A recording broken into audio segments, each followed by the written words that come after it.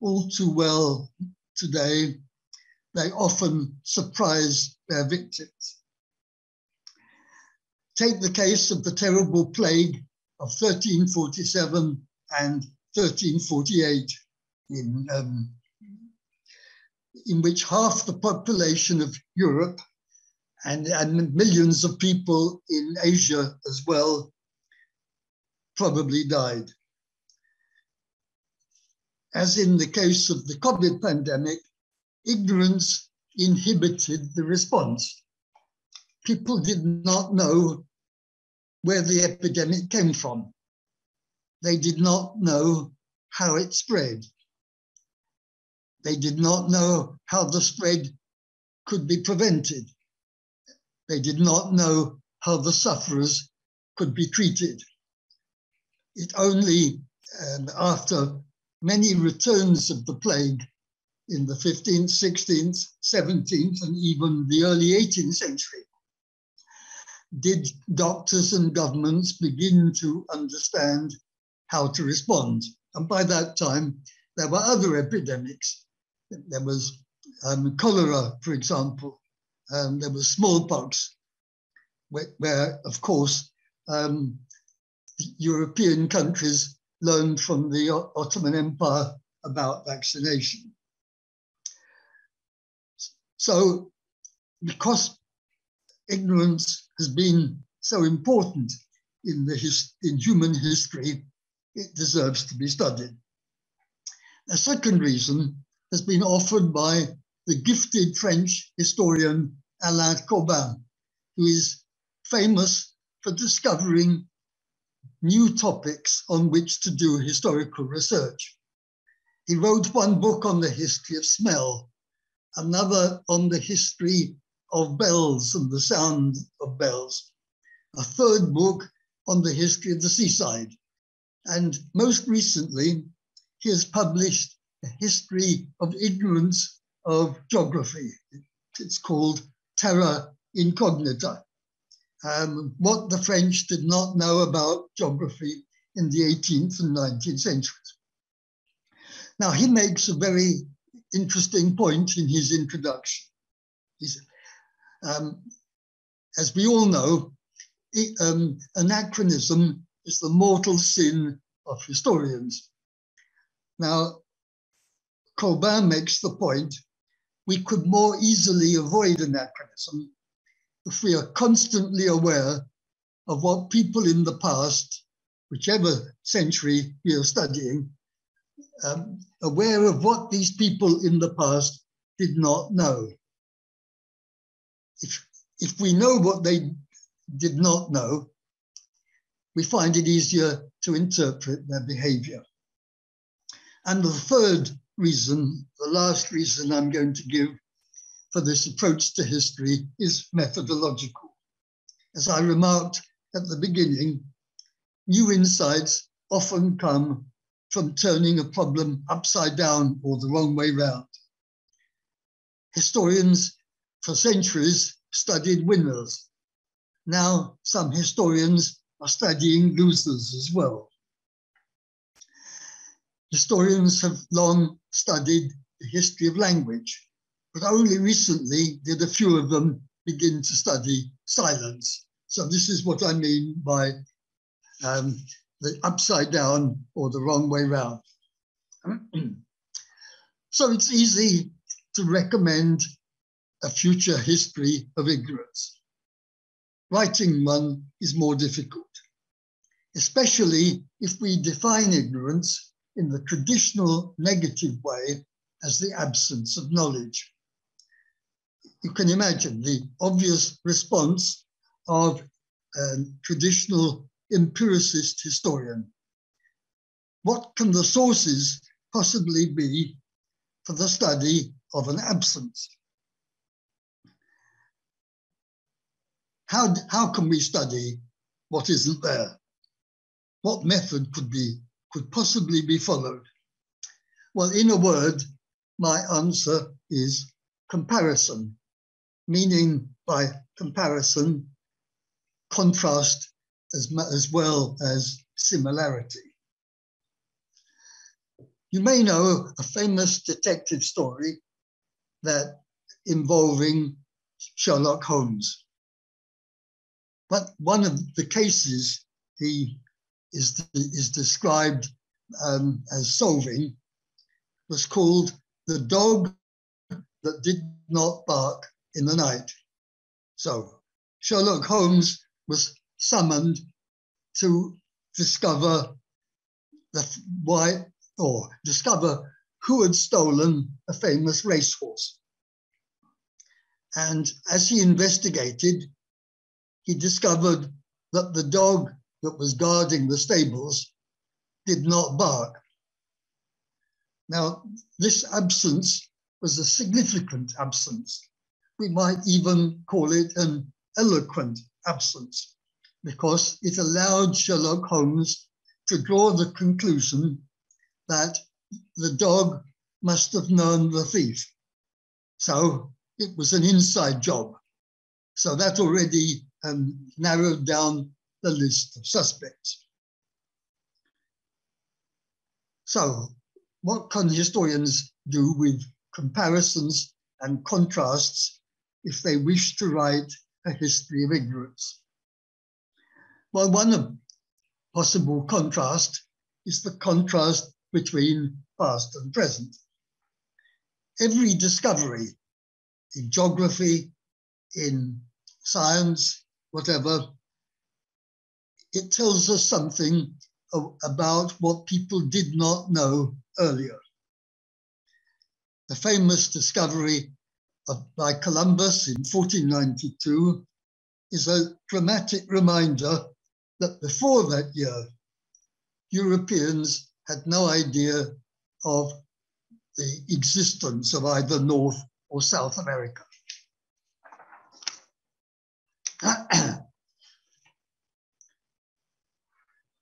And comparisons and contrasts of a geographical kind also allow significant absences to become more visible. Take the case of the history of education. Comparison allows historians to reconstruct what theorists of education call the Null Curriculum. That is, what was not being taught in a particular place at a particular time. Because what is not being taught in one place is being taught in another one. And in similar fashion, it's possible to study what was left out in successive editions of encyclopedias.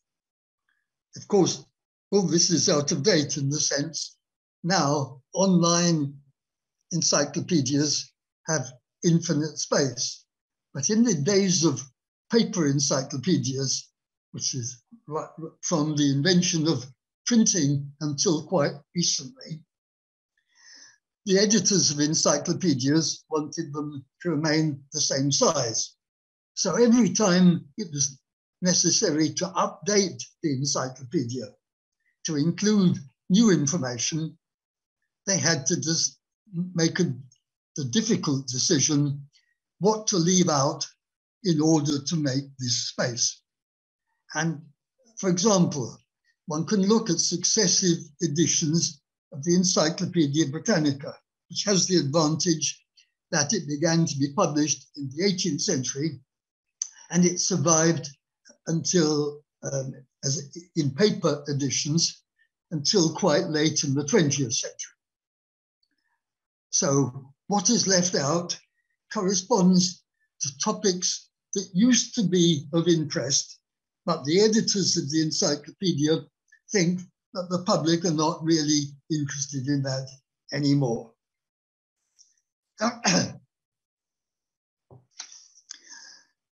More generally, maybe this, and I think this is most important of all, historians of ignorance can research its causes and its consequences, its remedies, and even, as a few sociologists have emphasized, its possible value in certain circumstances. Because ignorance is often dangerous, but on occasion, ignorance can be useful. One example of useful ignorance today is the anonymity of peer review of scholarly and scientific publications. And not knowing who wrote the reviews helps to make the reviews more fair. Another example of useful ignorance is in trial by jury.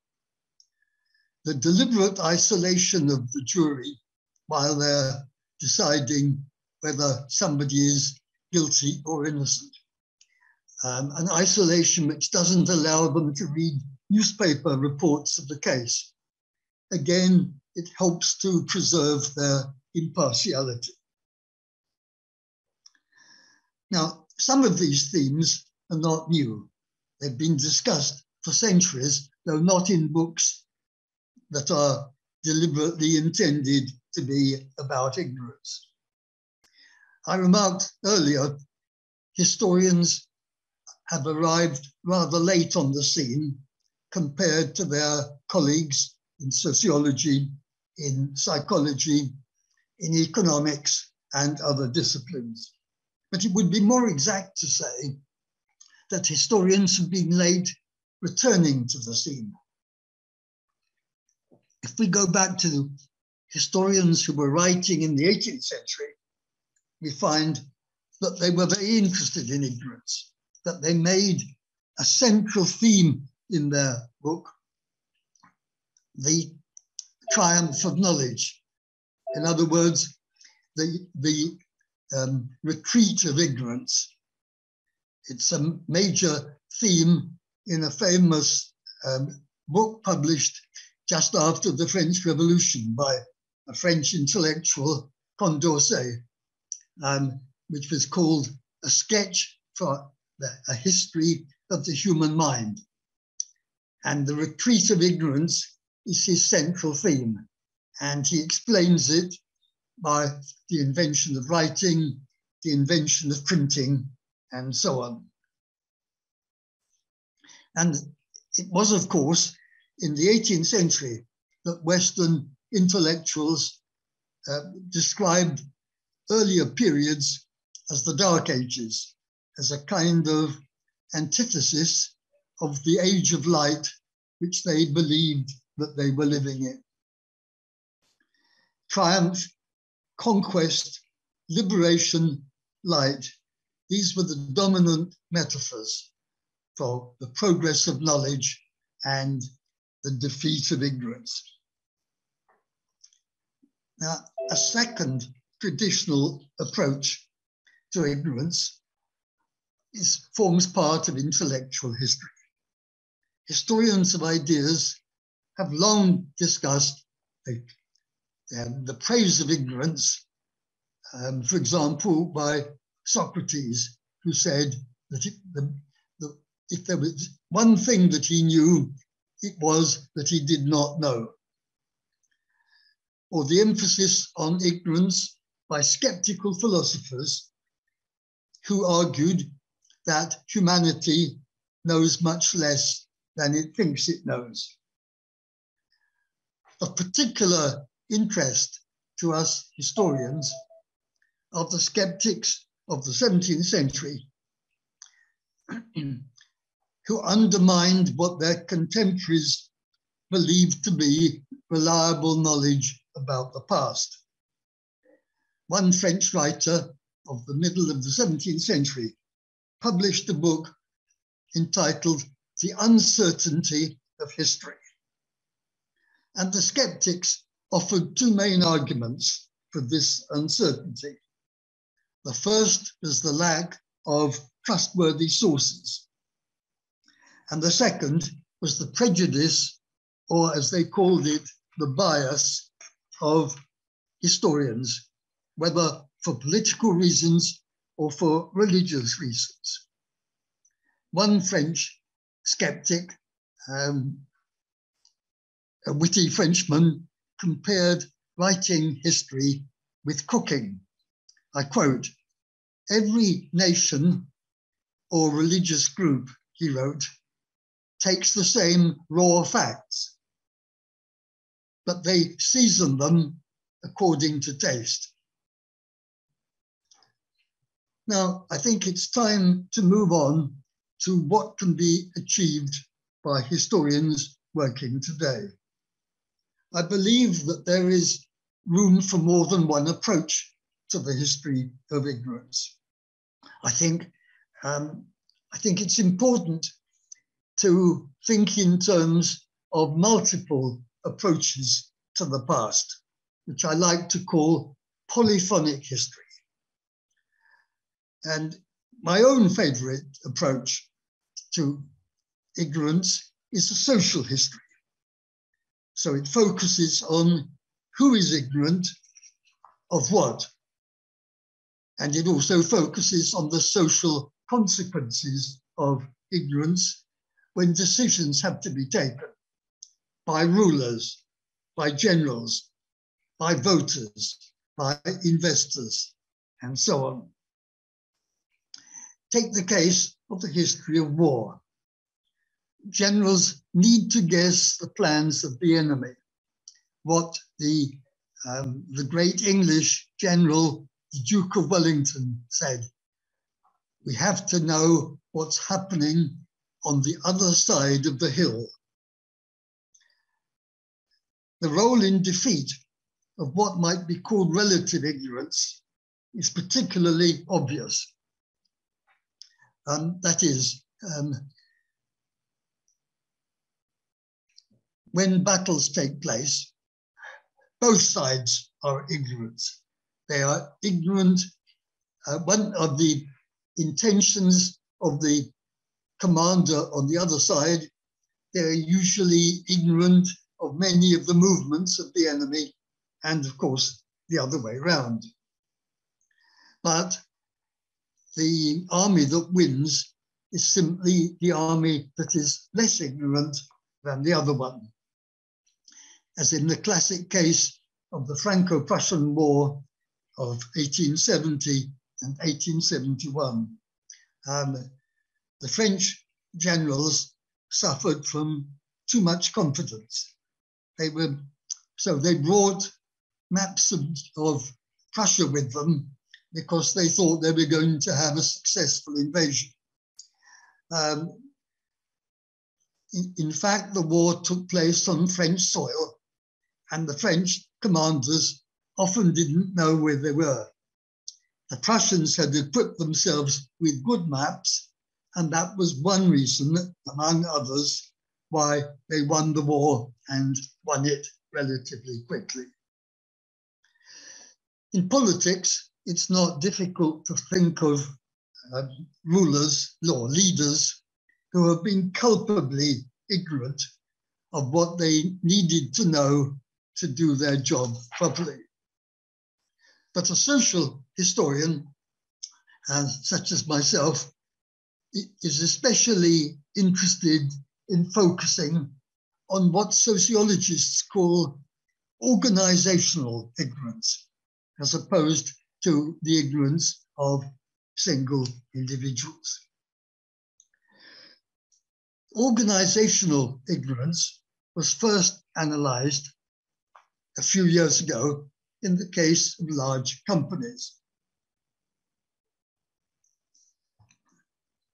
In those companies, the managers often lack knowledge that the workers possess, while the workers lack knowledge that the managers possess.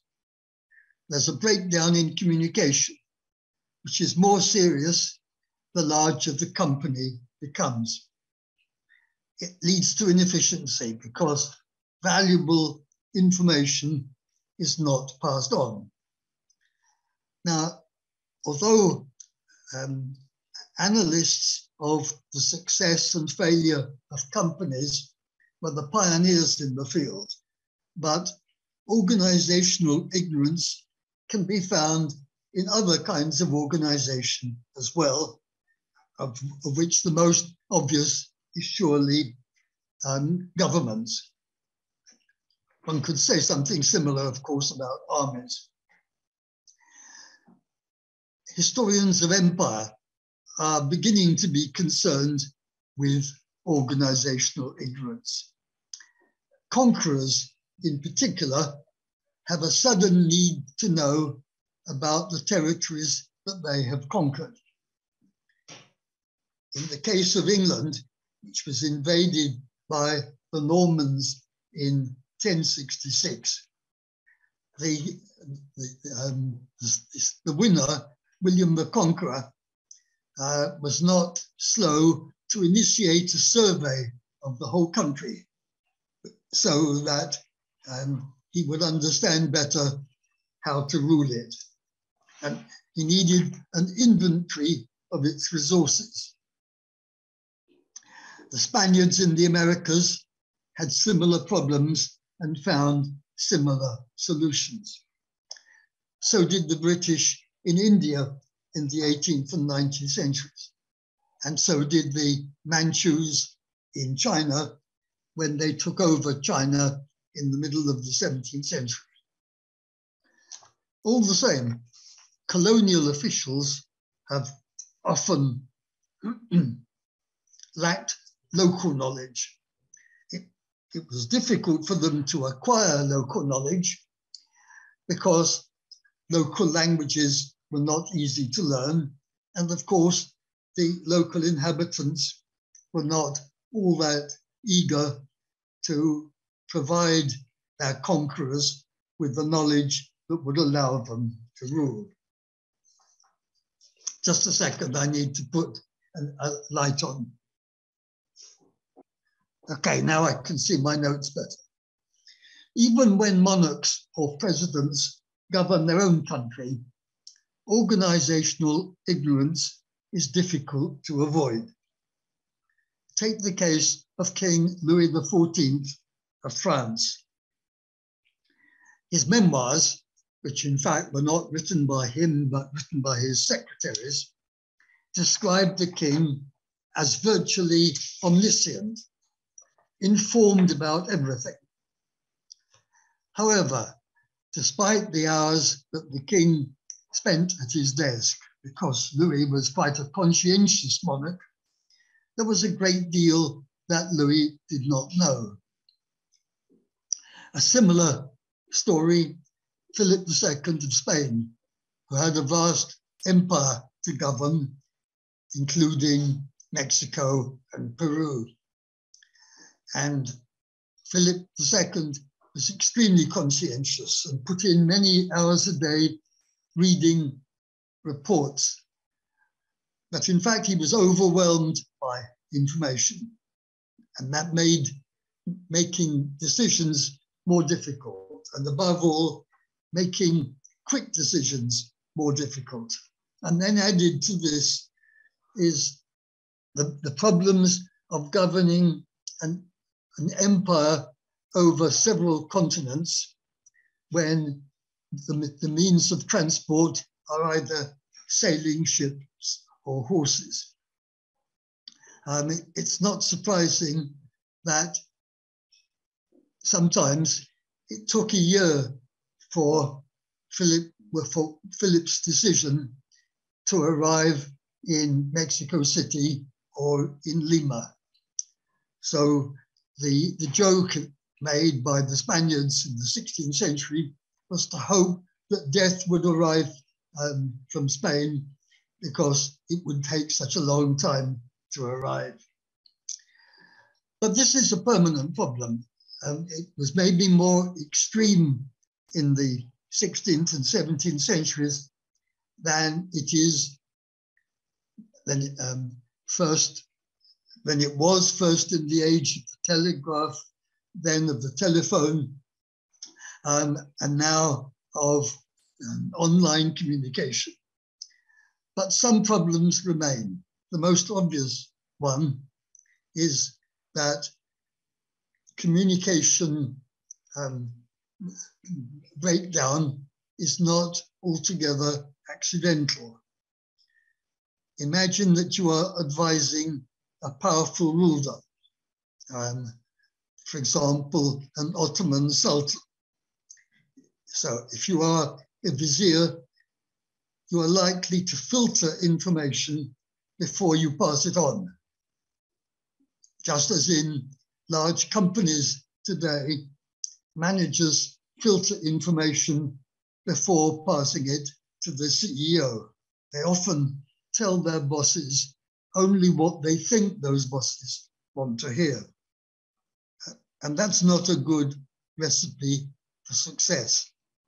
Hiding problems rather than bringing them out into the open and discussing solutions. But organizations also face a major problem that I would describe as structural. And that is, the more information a given organization collects, the less possible it is for anyone to dominate that information. In other words, to join up the dots and to see the big picture. Take the case of 9/11 in the United States. After the event, Secretary of State Condoleezza Rice admitted there had been warnings of an attack coming from the American Secret Services. But this information had been mislaid because there had been simply too much information for the government to process. Or as she put it, there was too much chatter in the system. So now, let me now move from the ignorance of bosses to the ignorance of ordinary people.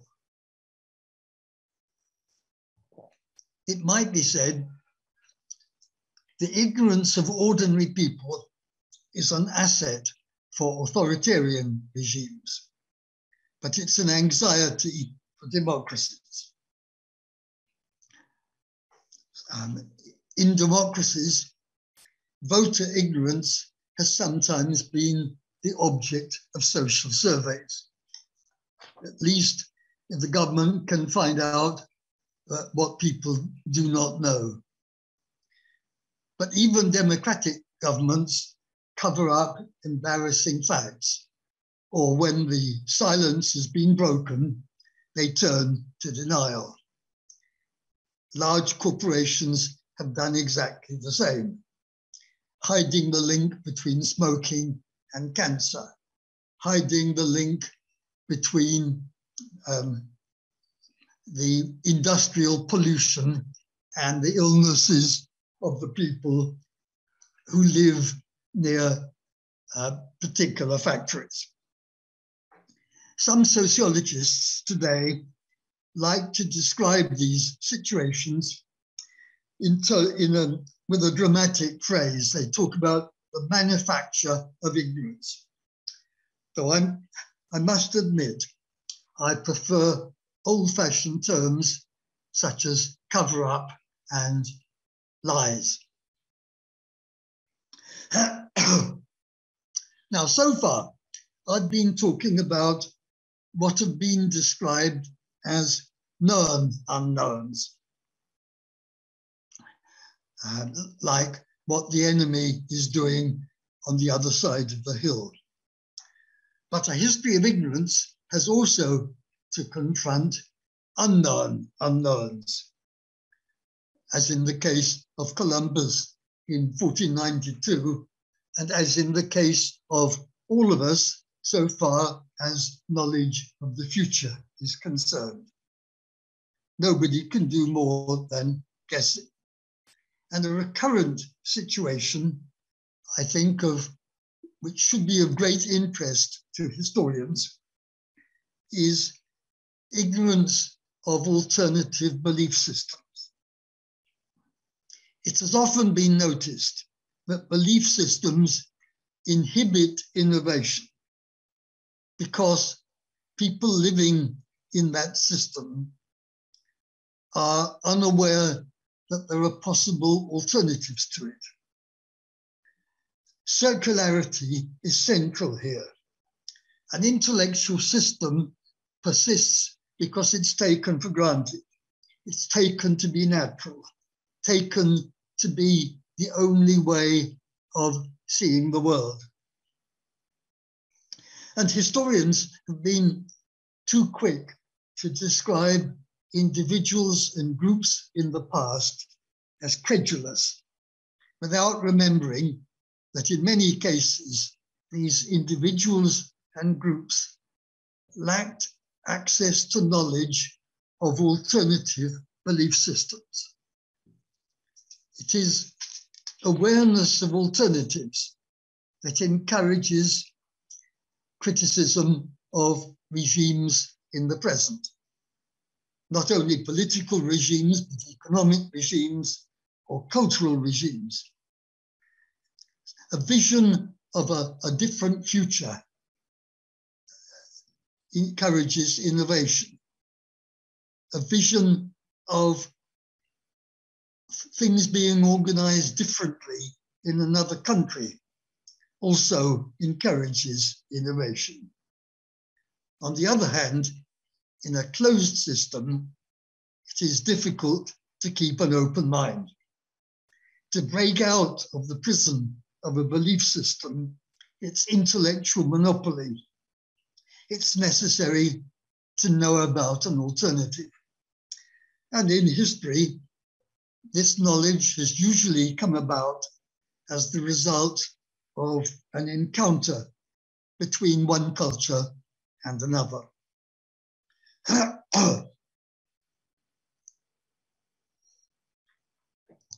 hope I am persuading you that a history of ignorance is not only important, but also possible. But I should say at this point that I don't mean to limit the history of ignorance to the history of absences of knowledge, of knowledges. Because the concept of ignorance is usefully described as what philosophers call an umbrella term. So ignorance is like an umbrella under which different ideas may shelter.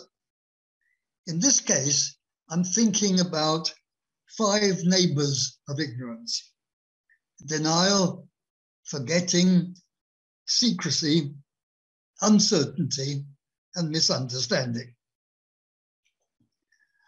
Today, we have become all too familiar with official denials. Denial of the Holocaust, denial of global warming, denial of genocide, and turning now to forgetting. Collective amnesia includes what it's convenient for some individuals or groups to forget. I'm thinking of the role of collaborators with the Nazis during the Second World War. And after the Nazis lose the war, their collaborators were extremely anxious for the public to forget. Or think of the rediscovery of the importance of slavery in the economies of different countries in Europe. The contribution of the slave trade to the prosperity of cities such as Bristol in the west of England or Bordeaux in the southwest of France. Indeed, it has recently been claimed that without the profits of slavery, the British Industrial Revolution would not have happened when it did. And recently, under the impulse of the Black Lives Matter movement, an increasing number of British historians are investigating in detail what the precise contribution of slavery was to the British economy, especially the sugar plantations of the Caribbean in the 18th and early 19th centuries. Then in the third place, there's a history of secrecy. Secrecy is often studied from above as the history of a group of people who share a particular secret.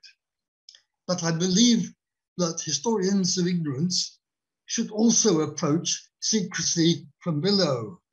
They should tell the story of the majority of people who are excluded from a particular secret. They are in the dark, they are out of the loop, even in regimes that have claimed to value transparency. Ironically enough, 1986 was the moment of two major events in Russia, in the Soviet Union. 1986 was the moment when Mikhail Gorbachev launched the idea of transparency, glasnost in Russian. But that very same year was the year when the Soviet regime tried to cover up the disaster in Chernobyl, which of course at that time was part of the Soviet Union. So there is much to say about ignorance in contexts like that. And then in the fourth place, I think the history of ignorance should include the history of uncertainty, especially uncertainty about the future. It has been said that one of the most predictable things about predictions is how often they have been wrong.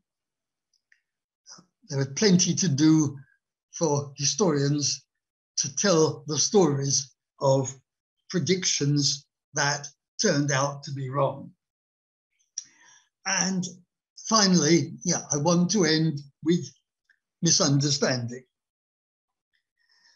Because given the frequency of misunderstandings in history, histories of these misunderstandings are extremely rare. I don't really understand why. Indeed, they are virtually confined to major cases of encounters between cultures, especially conquests. The Spaniards encountering the Aztecs in Mexico and the Incas in Peru. And the growth of the British Empire, which involved encounters with a number of Indian states, which were then conquered and incorporated into British India in the 18th and 19th centuries. Many examples like that could be given. But I think it's time to conclude. So, a triumphalist account of the inevitable defeat of ignorance by knowledge is rightly rejected today, not only for its inaccuracy, but also its lack of humility. Awareness of the variety of ignorances in all periods, in the present as well as in the past, makes it impossible to accept the grand 18th and 19th century narrative of the inevitable progress of knowledge. But if we reject that grand narrative of inevitable progress, what's the alternative? So, as an alternative narrative, what I'd like to suggest is that we consider the way in which new knowledges are accompanied by new ignorances. I already mentioned the discarding of old knowledges by the editors of encyclopedias. And something similar to that happens in the case of successive generations. So the younger generation, time after time, knows things that the older generation doesn't. But again, it doesn't know things that the older generation did. Take a recent case from in British culture. An enterprising British journalist recently noticed that a new edition of the Oxford Junior Dictionary, a dictionary that has been published in many editions and is directed at children and adolescents. The new edition, on one side, added a whole series of new words like broadband, chat room, and celebrity to accommodate changes of interest in the younger generation. You may say it was a bit late to be doing this, but better late than not at all. Anyway, at the same time, the dictionary deleted some entries in earlier editions to the natural world, the names of flowers, of trees, of birds, of animals, words that were commonplace to my own generation of school children, even Londoners, but seem now to be totally unknown to British children and adolescents today. So there's a moral to this story for all of us. I believe we should always hesitate before describing any individual, group, generation, or culture as ignorant. As the wise old 19th century American humorist Mark Twain used to say, we are all ignorant, just about different things. That's why we need a social history of ignorances. So thank you for your attention.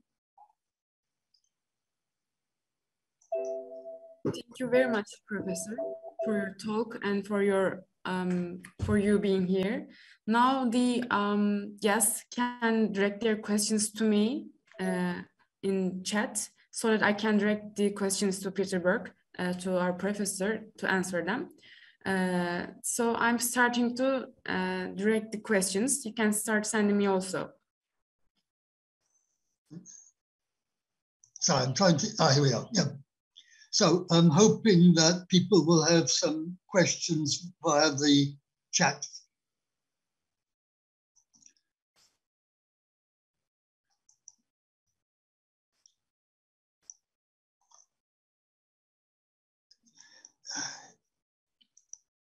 So can you see the chat? Let me start again.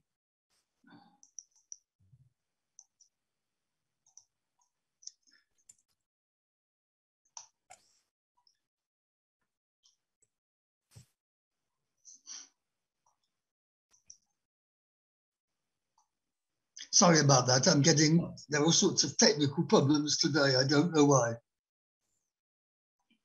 So I think, yeah.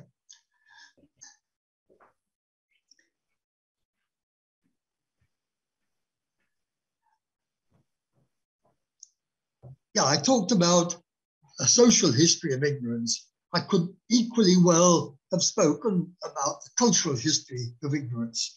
And I suppose that would focus not so much on individuals or small groups, but on whole cultures. What is well known in one culture and not very well known in another. In the case of the study of cultural encounters, this is very clear. So when the Spaniards invaded Mexico in the early 16th century, when it was run by the Aztecs. So the Aztecs did not know what the Spaniards knew about the use of gunpowder. That was one reason why they were defeated. But of course, the Aztecs had all sorts of knowledges that the Spaniards did not know, some of which were recorded by missionaries. And as a result, it is possible to reconstruct the worldview of Mexicans before the Spanish invasion. So each side had knowledges that the other side didn't have. Each side had ignorances that the other side did not have.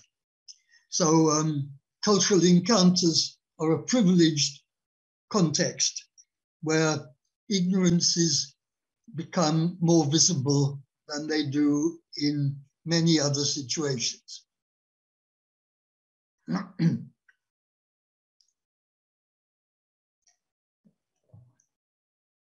Thank you. I'm sending the next one. So I'm hoping to see more questions. I sent one, but could you see it?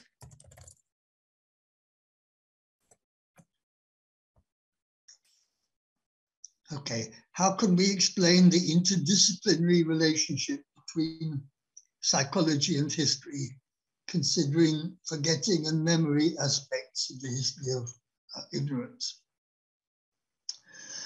I do think historians have a lot to learn from psychologists.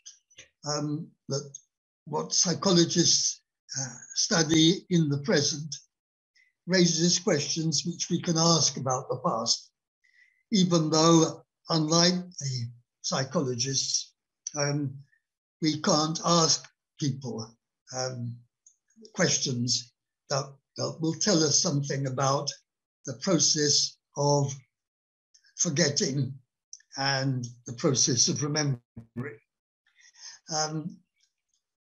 Oral historians actually have investigated some of these questions, and I think there is an interesting parallel between the results of experimental psychologists who studied memory and oral historians who collected memories.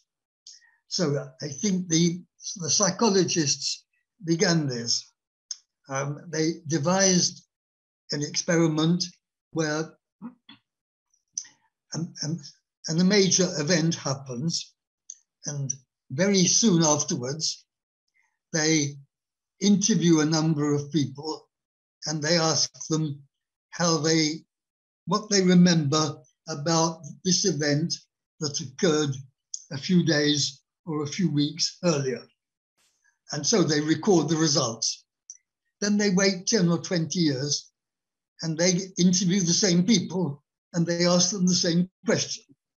And then they compare the difference between the answers that were given a few days or a few weeks later and the answers that were given 10 or 20 years later.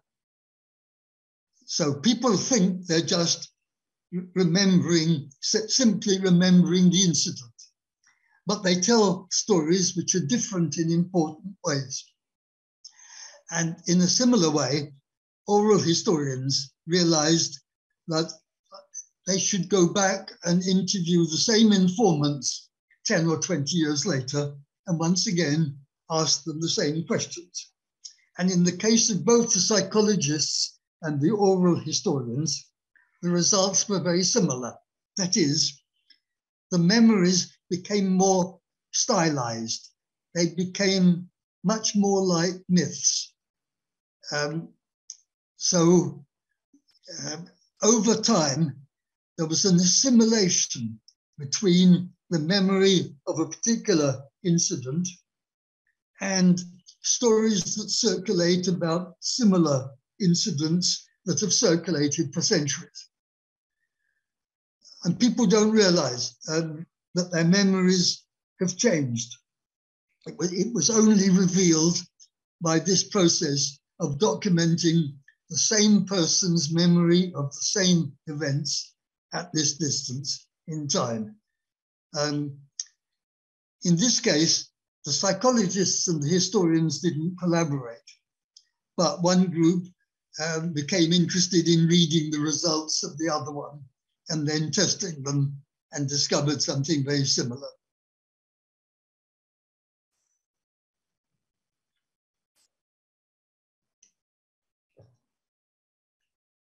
Okay, as a historian who spent many years to study intellectual history and methodology of history, what do you think about ignorance of theory, especially in the Anglo-Saxon academy? While we're focusing on micro, are we ignoring the macro? Actually, I think this is two questions rather than one. First of all, I certainly agree that in the Anglo-Saxon academy, and especially in the British part of it, there is less interest in theory than there is in some other countries, I think, for example, of the French and the Germans. The case of the United States is more complicated because I think that there is a group of American historians extremely interested in theory. And I think there also has been a change over time. When I began as a historian, I started to do research in the year 1960. The historical culture was much more empiricist than it is now. You heard historians say, I'm not interested in theory, I just want the facts. This situation has changed over the years. So I would say it's only a relative ignorance of theory now. But I think that question is different from the question about macro and micro, because micro history involves theory just as macro history does.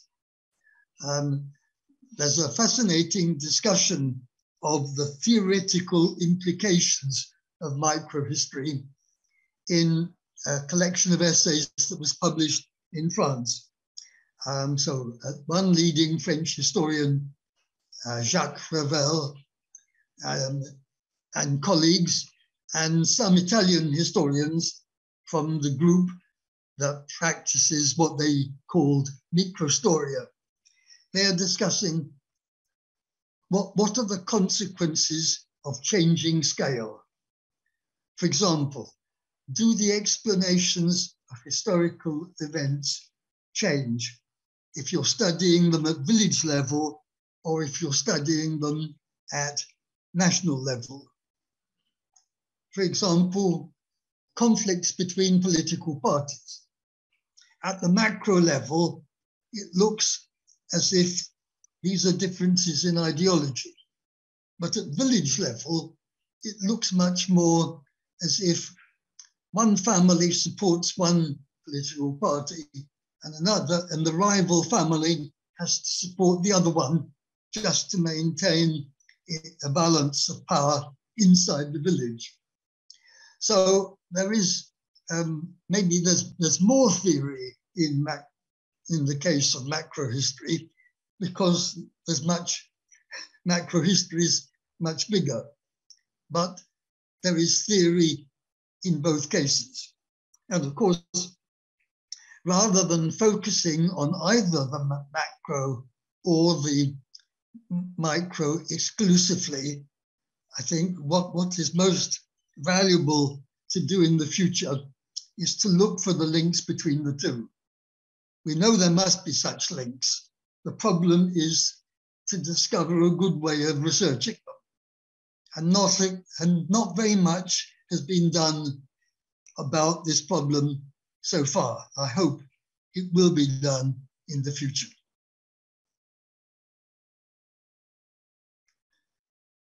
Okay, with the increase and spreading speed of religious and political movements, as technology and society evolves, is ignorance among common people diminished?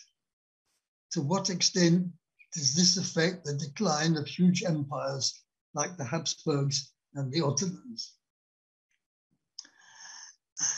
That's a difficult question. It's a huge question.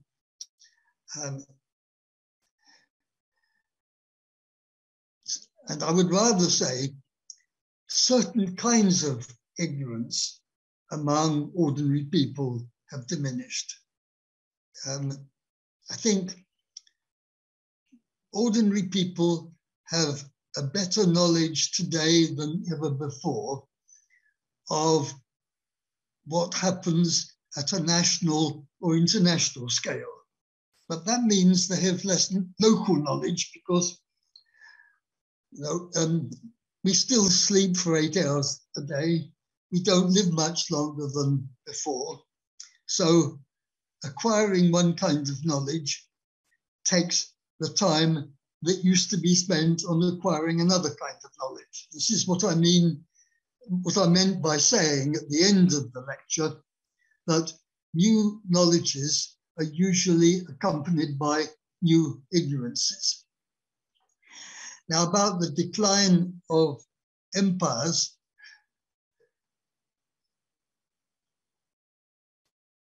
I'm not sure. After all, both the Habsburg and the Ottoman empires were often threatened by revolts, which may have begun locally, but sometimes they spread to the capital. When the Janissaries, who were garrisoned in Istanbul, joined the revolt, let's say in the middle of the 17th century, it did threaten the Sultan's regime. I would accept the common explanation that the disappearance of the Ottoman Empire and the Habsburg Empire, and I would add the Russian Empire, was a result of the First World War. Even the winners were threatened, but the losers faced a crisis in which grievances that had long existed led to the collapse of the empires. I mean, it's the problem in all three cases of multi-ethnic empires, where centralizing forces used to be stronger than local fragmenting forces. But in the crisis of the end of the First World War, the balance shifted and the centralizing forces became weaker than the forces for the breakup. I'm not talking about any end of an empire as inevitable, but in the crisis of the end of the First World War, there was simply a change in this balance of powers between the centralizers and the localizers. That would be my way of answering this question, although I have to confess my own ignorance of the detail of the history of the First World War and the rise of independent nations after 1919.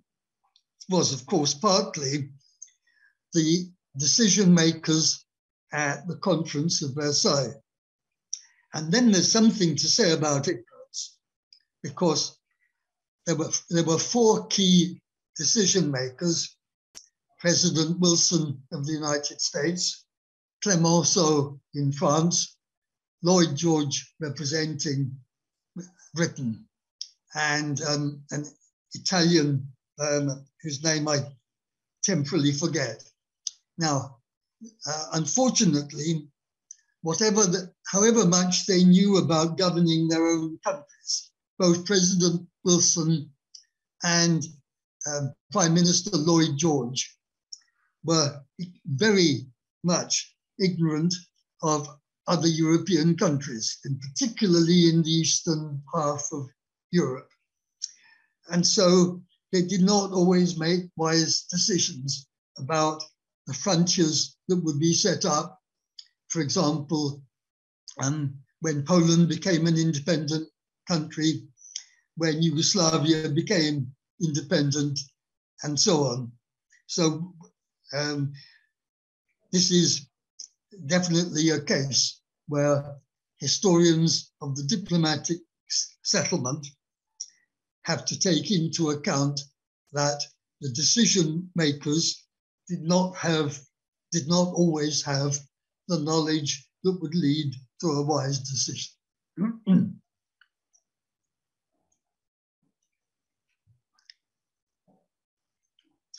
Okay, the elements you've mentioned and called the five neighbors seem to be the main elements that create memory.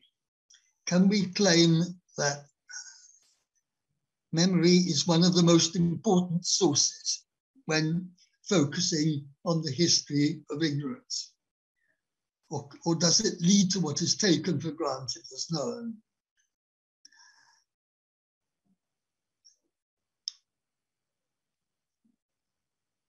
I would not want to write the history of memory entirely from oral sources. Of course, they would be important if we want to know about the recent history of ignorance. But I think if we want a longer term history of ignorance, then we have to rely on documents. You could say that many of the documents are documenting past memories to which we have no other access. But I think it's also valuable to do research on what is not taught in the schools of a particular country at a particular time. And there would be different sources for that. Printed curricula, for example. So definitely memory is an important element in studying the five neighbors, but I think there are other approaches which are at least equally important.